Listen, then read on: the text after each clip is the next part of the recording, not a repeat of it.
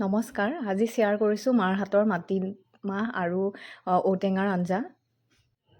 তাৰ কাৰণে মাটিমাহখিনি আগতীয়াকৈ কেইঘণ্টামানৰ কাৰণে তিয়াই থৈছিলে আৰু যেতিয়া মাটিমাহখিনি এনেকৈ কোমলি গৈছিল তাৰপিছত ভালকৈ চাফা কৰি লৈ মাটিমাহৰ যিটো বাকলি সেইটো অলপ আঁতৰাই খিনি চাফা কৰি ভালকৈ ধুই এতিয়া প্ৰেছাৰ কুকাৰত দি দিব বইল হ'বৰ কাৰণে।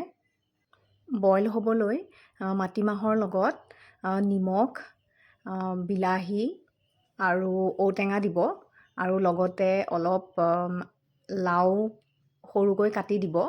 এনেকৈ কাটি লোৱাখিনি দি মাটিমাহৰ বইল হ'বৰ কাৰণে পানী দি দিব আৰু 3টামান চিটি মাৰিবলৈ দিব।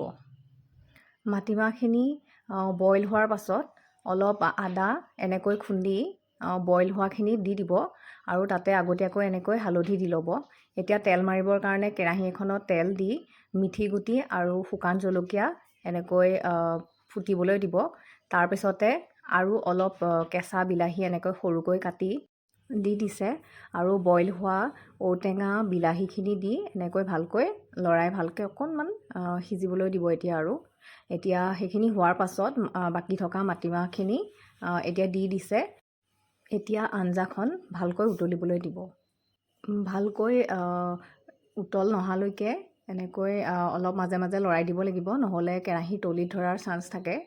তো ভালকৈ উতলাৰ পাছত মাটিমাহৰ আঞ্জাখন ঔটেঙা দিয়া ৰেডি হৈ গৈছে। আপোনালোকৰ ভাল লাগিলে যদি কমেণ্ট কৰিব, শ্বেয়াৰ কৰিব আৰু আমাৰ চেনেলটো ছাবস্ক্ৰাইব কৰিব।